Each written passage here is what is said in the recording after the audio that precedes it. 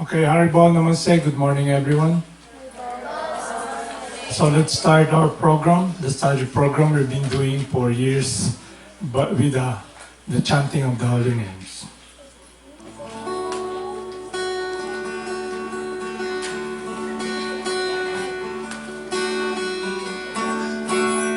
Namo Vishnu Padaya Krishna Prastaya Bhutale Shrimati Siddhaswarupananda Paramahamsa iti namine.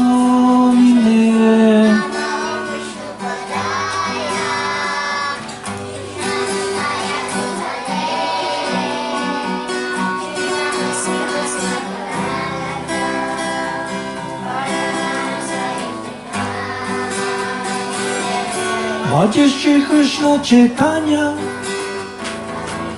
Prabhu Nityananda Shri Advaita Gadadhara Shri Vatsare Gaurata Vrindam.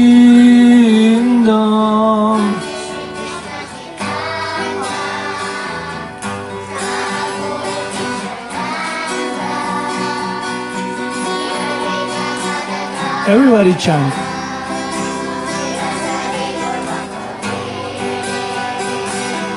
Hare Krishna, Hare Krishna,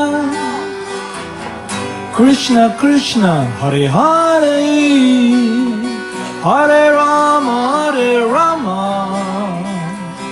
Rama Rama, Hare Hare. Hare Bol, boys and girls.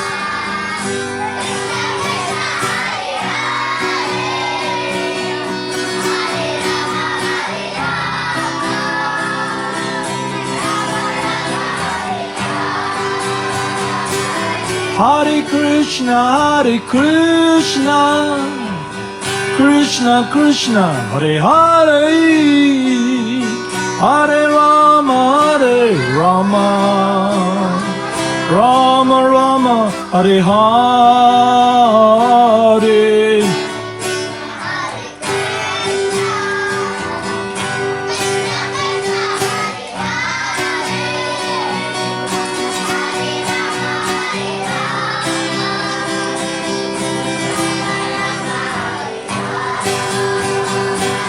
Hare Krishna, Hare Krishna, Krishna Krishna, Hare Hare, Hare Rama, Hare Rama, Rama Rama, Hare Hare.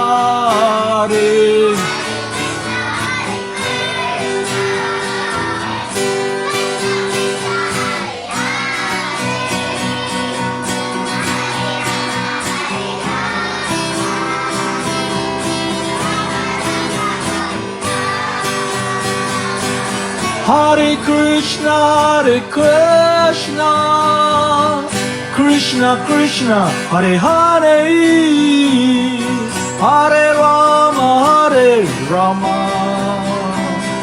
Rama Rama, Hare Hare.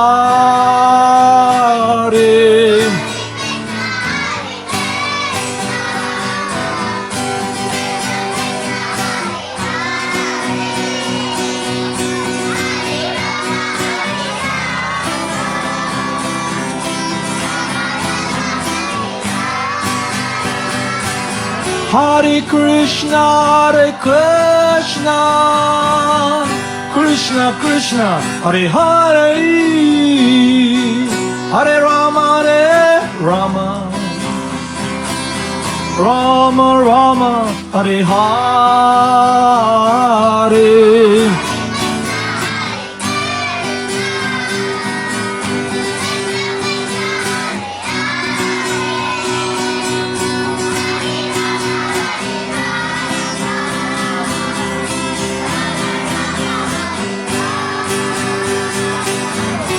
Jaya Jaya Gurudev, Jaya Jaya Gurudev,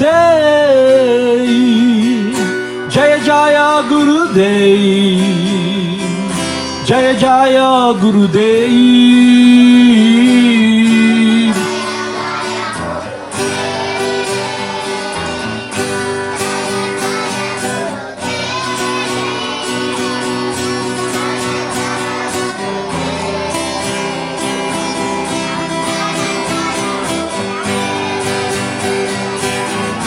Jaya Jaya Siddhaswarupananda Paramahamsa. Jaya Jaya Siddhaswarupananda Paramahamsa.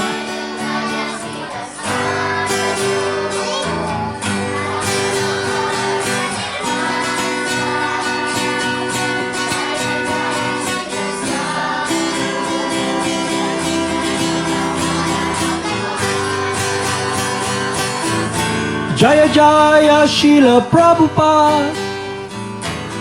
Jaya Jaya Srila Prabhupada. Jaya Jaya Srila Prabhupada. Jaya Jaya Srila Prabhupada.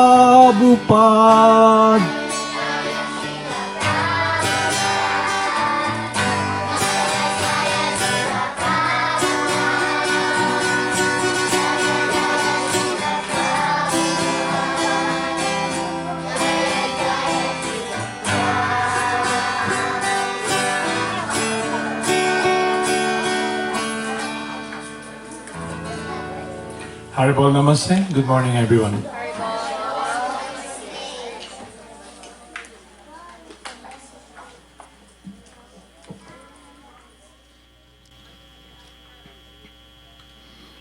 So this morning, the study program that we will discuss. Haribol, Princess, come here.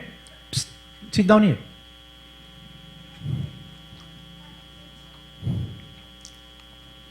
The study program will be about the continuation of the teachings of Lord Krishna. It is about the science of identity. It's about us. So, I'll read here a verse that describes the nature of the soul, who we really are, and our situation. So, this discussion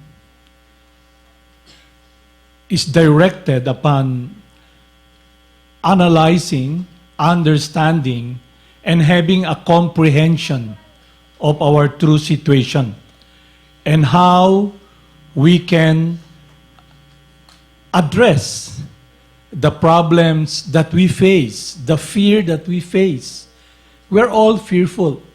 We're all afraid. We have this apprehension in our heart, in our mind, every day. And this can be addressed and solved when we have a complete realization. Realization means complete understanding, means real of our true identity.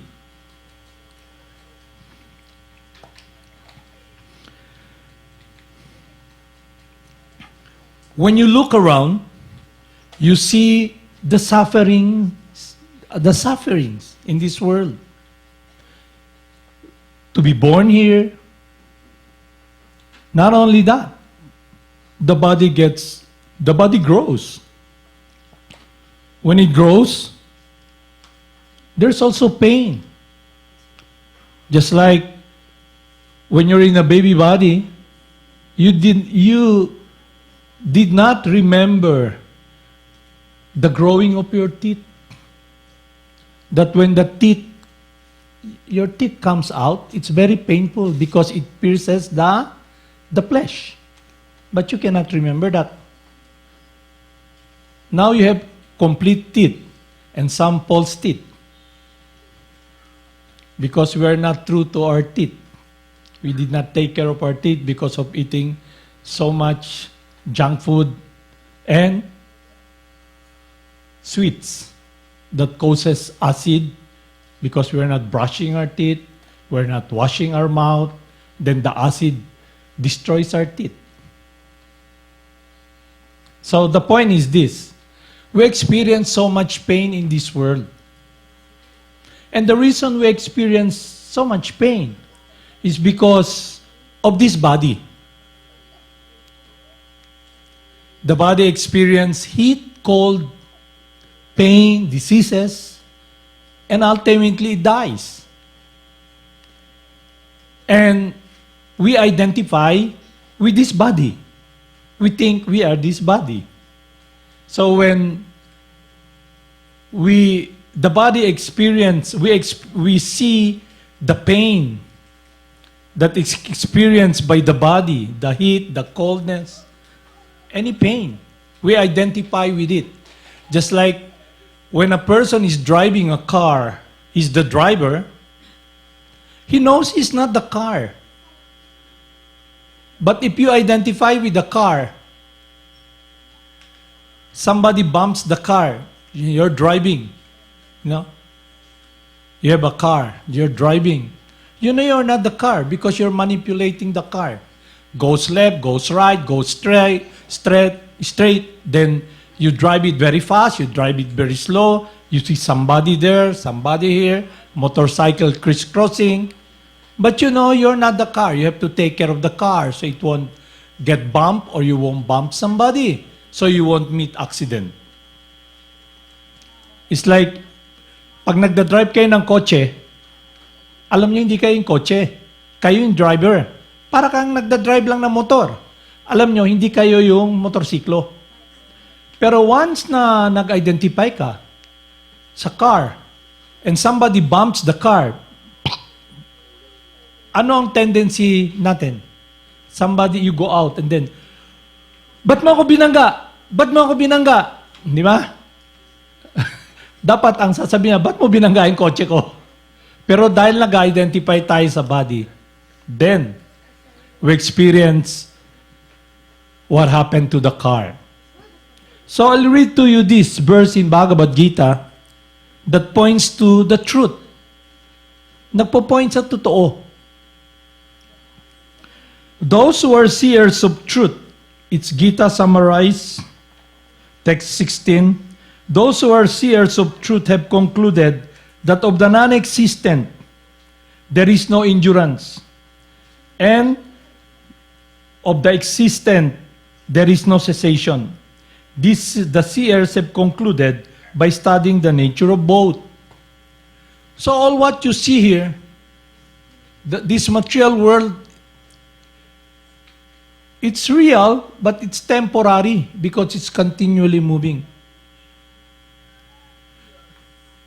And the living entity, us, we are the ones who endures, who is eternal, while everything is undergoing transformation. Nag-iiba lahat eh. Pero may individual na nakakakita. Kaya lang, pag nag-identify ka sa body, you identify also with the pain, the happiness of the body. You identify with being defamed. You identify with all the miseries of this world. So ang una natin dapat maintindihan is how can we become free from false bodily identification? Identifying ourselves with the non-enduring, this temporary world, and how we identify ourselves as the body. Kaya nga, it's a great shock when something wrong happens. Somebody dies in the family, or someone you love is put in danger. You panic. You identify with the body. You think that person is the body. You're not seeing the person. So the first realization that we must really understand and comprehend is the truth of our existence, that we are we are spirit, soul, a different energy from matter. And our existence is eternal, while the existence of the non-enduring, this material world, material energy is continually changing. Kaya lang, pag nag-identify tayo sa katawan, then automatic, we experience identifying with the pain. Kaya yung nagpa-practice ng yoga, yung realized person, he sees himself as the witness. Para kang nanonood ng sine, Naka-experience ba kayo manood ng sine sa malaking screen? Di ba? Ngayon may, tawag nila, 3 dimension o kaya 5 dimension. Kaya pag lumilindol, parang lumilindol din yung sinehan. Na-experience na kayo ng ganon? Wala pa, di ba? So, ibig sabihin nun, mape-phase out naman talaga yung mga movie houses. Pagtagal, baka hindi na natin ma-experience yun. Pero, naging trend yun na pag lumilindol, parang lumilindol din sa sinehan. Habang nanonood kayo ng sine, nandun kayo, ang tendency, pag ganun yung setup, you begin to identify with the movie. Di ba? Pag makakita kayo nakakatakot, takpan nyo yung mata nyo. Di ba? Di ba? Tapos habang nanonood kayo, yung bida, matatalo na, nag-identify din kayo. Tago ka. Nandyan yung kalaban sa likod. Nandyan yung kalaban sa likod. You become immersed so much in the movie. With the movie. Kaya akala nyo, kayo na yung aktor. Yun yung nangyayari sa atin lahat dito. Instead of being separate from what's happening and being in a situation of a witness, we identify ourselves as this body. Kaya ang mangyayari nun, pag tumatanda yung body, sasabihin mo, I'm getting old. I'm getting old. Hindi mo alam, yung body lang yung tumatanda. Nag-undergo ng transformation. Pero kaya nga, yung mga nisip nila, matanda na ako. No, you don't get old. It's only the body that gets old. Kaya nga, we must become purified from this material consciousness of false bodily identification. Akala natin, araw-araw naririnig nyo, you're not the body, you're not the body. Pero yung realization na yon, aham brahmasmi, I'm not this body, will save you from the pain of this world. Will give you spiritual understanding. How to deal and address the problems of this world. Kaya, kung may mangyayari man sa mundo na to, lalo na, ito kasi katawan natin parang planeta rin You're inside. It's like a car. Ngayon, kung nag-identify ka sa car, nabangga yung car, isip mo, nabangga ako. Di ba? Kaya pag sinabi sa'yo, halimbawa, sinabi sa inyo, ang pangit na mukha mo. Immediately, sama ng bati man imong dagway. Kaya gubot na. Sumbagay na. O kaya di ba? Kaya, yung devotee, someone who have heard from the bona fide sword, from God, understand his true identity. It comes with a purificatory process. Just like if your hands are dirty, you need a cleansing agent. O kaya if the mirror is vague and dumi, you have to wipe the mirror with clean cloth or soap it, wash it so you can see your physical form. So that's what happened to us. We have become so immersed in this material world and we have identified ourselves as this body. Ano yun? Bigla, spontaneous lang. Kaya nga, makikita nyo pag you identify with the body, definitely, if you have children, you identify, my child, my daughter, my son. But you're not seeing the person, you're just seeing the body. Kaya if something happens, panic. So doon natin makikita, engage, that, yes, I'm not really a realized person. Although I chant and everything, I have not understood really and realized my true identity. And how to achieve this realization? We should be guided by God Himself. So the holy names of God purifies us from this material consciousness, from covering of false bodily identification. We become purified. We see ourselves. But we must follow the process, this purificatory process. Just like if your hands are dirty, you need a cleansing agent, water and soap. So when you identify with the body, automatically you will identify with the desire in the mind because your focus for happiness is what is in your mind, the desires, because it gives you the promise of happiness. The promise of happiness. You want to taste the fruits. So when you identify with the body, then you have to experience all the pain and identify with the pain. Kaya ang mangyayari, somebody will kill you. Don't kill me, don't kill me. How can the soul be killed?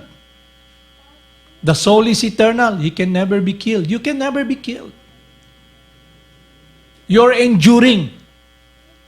You can never be moistened by water. Hindi kayo kayang tunawin ng tubig. You cannot be withered by the wind. You're dazzling, effulgent. You're a different energy from matter. Kaya lang, pag nag-identify ka with this temporary, non-enduring material energy, pag may nangyari, something happens. Your child dies. Wow! How come you died? How come? What's happening? What's happening? You're not seeing the self. So the living entity who's realized, understands, and his meditation is completely diverted upon what is transcendental or what is eternal. And that is the activities that is handed down, given to him by God himself through the spiritual master. It is about the glories of God, which is eternal, devotional service, and eternal relationship with God. And he begins to realize, yes, I know I'm not the body, but where can I really find real happiness?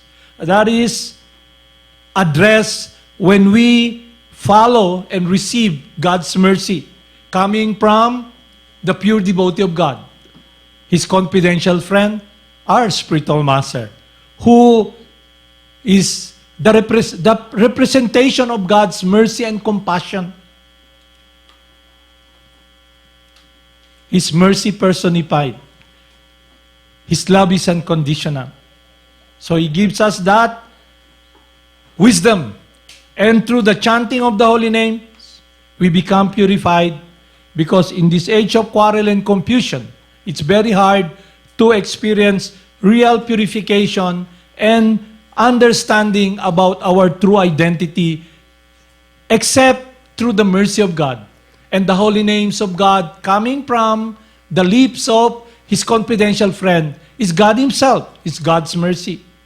So ngayon, kung gusto nyo ma-experience sa buhay nyo, sa buhay natin, that you become the witness of what's happening. And not only that, you are focused upon a different world that is eternal, that is transcendental and full of real happiness.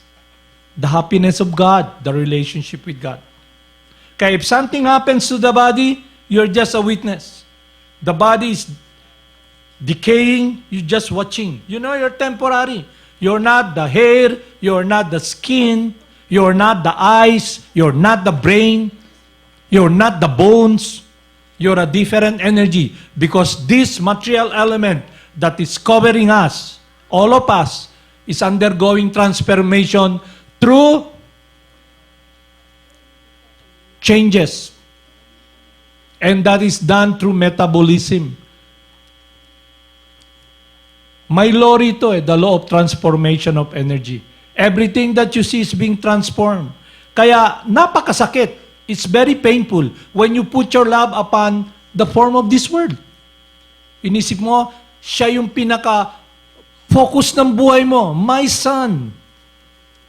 But you're not seeing your son, you're just seeing the body. For example, in a beach, there's a tsunami, all the children are there, and you have seen your son taken by the tsunami, the big waves. And there's a lot of children you can help. What will the mother do who identifies herself as this body?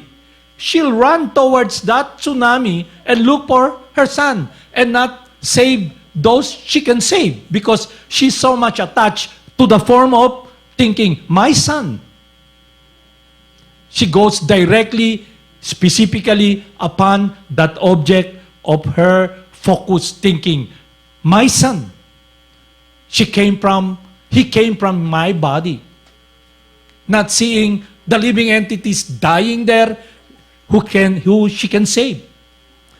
Although she saw the sun is already taken by the waves and gone. So dito natin makita how we are so conditioned by this material consciousness. It's all about us. Why? Because we have become fruitive workers. Fruitive workers mean he does or she does something and she wants or he wants to experience the fruits, the happiness of his work, his labor, his endeavor, not thinking that he's just simply there watching. What will come to you in this world is already destined. You have karma. You come here, you live. You come with nothing, you live with nothing. All the attachment that supposedly gives you pain will be a cause for fear and apprehension in your heart because you know you cannot hold on.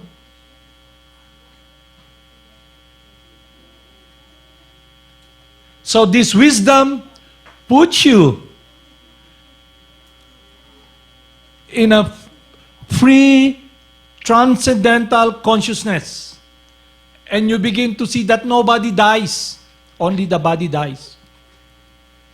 And you're eternal. And you're just temporary in this world. Hindi kayo namamatay, kundi yung katawan. Kaya lang, pag yung buong buhay nyo, you're so focused upon getting stuck upon this world, trying to gather all the garbage in this world, all the chewed gum, then you experience all this pain. So this great Vaishnava, who is in meditation, there's this Vaishnava, devotee of God, who is completely self-realized. Self-realized means really understanding and realize, meaning he knows he's not the body. And this wisdom is achieved by hearing from the devotee of God, from God himself. So, to come to that point, we must engage in the process that will lead us to that state of consciousness. Because we're so covered, we think we are this body, and it's not easy. Because everybody deals with us, nakikipag-deal sa'yo as the body. In the morning, when you wake up, you look at the mirror. Pero ang nakikita mo, yung mukha mo. Hindi mo nakikita na yung tumitingin sa mukha, ikaw, at yung tumitingin ka sa mata na tinitingnan mo yung mukha. Hindi natin nakita na we're separate from this body. So then, we have a great problem. Because at the time, something happens that you get separated from the source of supposedly the joy of your life, then you experience pain. It's taken away from you. But if you understand this truth, you will become peaceful.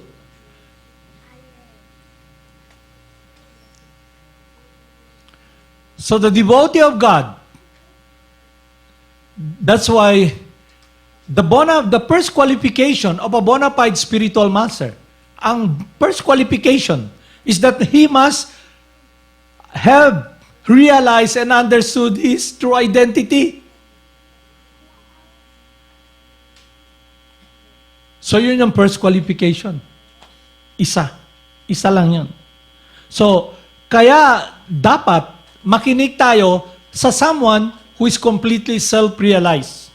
because it will free us. Nung nag-pass away yung may student dito eh. Dati may nagtatrabaho rito sa atin, si Maymay. First, her body is so healthy, then nagkaroon siya ng cancer sa ovary. So kinakain ng virus yung ovary niya. Pwede namang tanggalin. Pero I don't know why na we wanted to help her.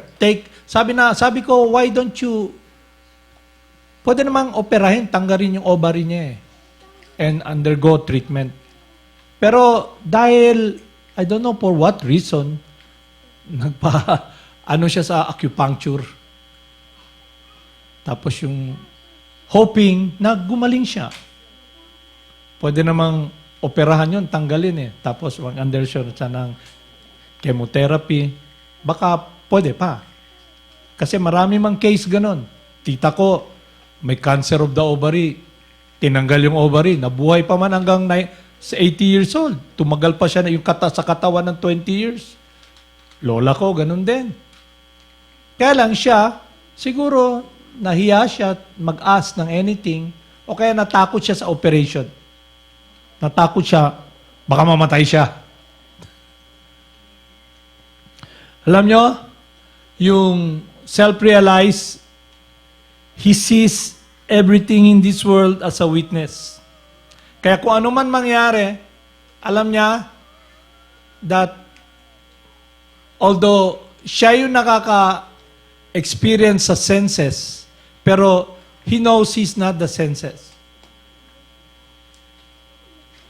So kung ang buhay natin magiging focus upon false bodily identification, we don't take advantage of this teaching, then we experience all this pain.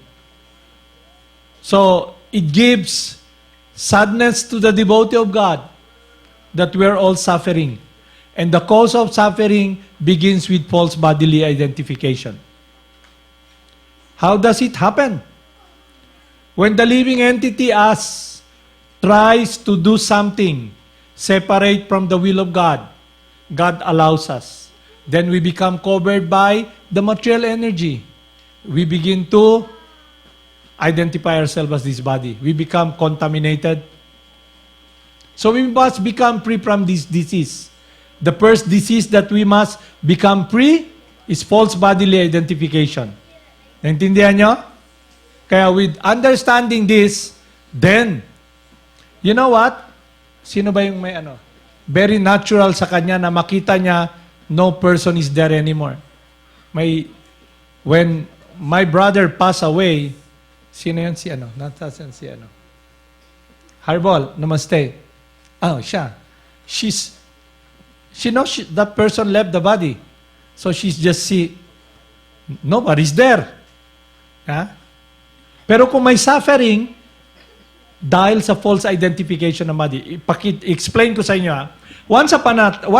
there was a time, mayroong embalmer sa Japan. Embalmer siya embalsamador. Yung wife niya, mahal na mahal niya. He has a wife. This Japanese embalmer. So the wife passed away. Hindi niya ni-report. Kasi dapat, somebody passed away, i-report mo that this person died. Ginawa niya, inimbalsa mo niya yung wife niya, yung body, kasi wala na yung wife niya Pero inisip niya, nandiyan pa siya yan. So, dinamitan niya ng trahe de boda, hiniga niya sa malaking kama, at gabi-gabi katabi niya matulog. Ano to totoong story, totoo to na hindi to katang isip. Nangyari to sa Japan. Ngayon, siyempre mga kapitbahay chismosa, di ba? Where's your wife? Asa man imong ba? Asa si Mrs. Di ba? Japanese Hirohito ba, whatsoever. Sabi niya, pumunta lang dun sa mama niya. May pinuntahan lang. Kaya na nagtataka sila, tagal na, taon na, hindi nila nakikita at lagi siyang may dalang bulaklak. Alam niyo, minsan, sinilip nila kung anong ginagawa niya. Nabigla sila dahil nakita nila yung body ng wife niya nakahiga. Kasi embalmer siya. Alam niyo yung balsamador, di ba? Kaya nilang lagyan ng, tatanggalin kasi yung dugo ng katawan niyo eh. Alam niyo pag ina-embalsa mo, unang tatanggalin sa katawan is, hiwain dito, lagyan ng malaking karayom at may hose, sipsipin lahat yung dugo at palitan ng formalin para hindi mabulok. Yung formalin kasi, it helps na hindi ma-decay yung body. So, dahil magaling siya na embalmer, alam niya yung science. So, for all those years, yung wife niya, body ng wife niya, nakahiga lang doon. Kaso, nakatrahe de boda, alam mo, lagi niya dinadala ng bulaklak. Maybe habang natutulog, kinakausap niya, "How are you, darling?" Di ba? Minsan may mga chismoso, ano ba nangyayari rito? So sinilip nila. Pagkita nila, nabigla sila kasi yung Japanese embalmer, katabi niya yung wife niya, natutulog sila. Kayakap pa siguro niya. Sinumbong nila sa authorities. Pag sumbong nila sa authorities, immediately dumating na yung mga pulis. Dumating na yung coroner. Umiiyak siya, ba't kukunin yung wife niya? Ba't niyo kukunin yung wife ko? Diba? I don't want to leave her. Pero dahil batas, kinuha yung body ng wife niya. Either cremate o nilibing. Pero dito nyo makita na dumating siya sa ganung punto. Pero kung matalino tayo, makikita natin, dumating ako rito mag-isa, wala akong dala. Siyempre, pagdating nyo sa mundo, paglabas nyo, di ba? Paglabas nyo sa body, after 9 months, lumabas kayo sa body ng mama, hindi naman kayo naka-pampers or diaper, di ba? So pag alis din nyo, wala rin. Iwan nyo lahat yan. So kung nag-identify ka sa body, mag-identify ka sa nangyayari sa mundo na to. Hindi ka magiging witness. Hindi ka magiging driver na, alam niyo yung driver? Yung mga driver na mga rural, alam nila, oy, mahina yung brake ko Pero hindi sila yung brake. Oy, yung manibela ko matigas, ibig sabihin yung power steering sira. Yung gulong ko parang hindi na kumakagat sa lupa. They know that. So yung driver, alam niya hindi siya yung sasakyan. So to be self-realized, we must become purified from this covering of false bodily identification. So yun ang first. Then when we achieve this realization, then we can know that yes, I'm not of this world. And then, through the chanting of the holy names, we begin to be connected with the joy and the source of real joy, Lord Krishna. Kaya you're all looking for happiness, security, you're running from fear, from sadness, loneliness. It's all connected. This fear, loneliness, suffering is all connected with this body and separation from our dear friend. Our dear friend, Lord Krishna. So we must come to the point of connecting ourselves again with this source of joy, the Supreme Person. So we must engage in a process that will connect us, and that is the chanting of the holy names. You understand? So lahat tayo, you'll experience that. Halimbawa, kayo, you go to school kasi naghanap kayo ng kaibigan Subukan nyo sa gabi, mag-isa lang kayo. O kaya sa mag-isa lang kayo, nakaupo kayo. Then you begin to realize you're all alone. And then, you look at the sky when it's dark and everything, you see how helpless you are. What will be your protection? Krishna, the holy names. So we must come to this realization. It's not easy, but it is achievable through the mercy of God and His devotee. You have any questions? Kaya nga sa Christian teaching, nung dumating si Jesus,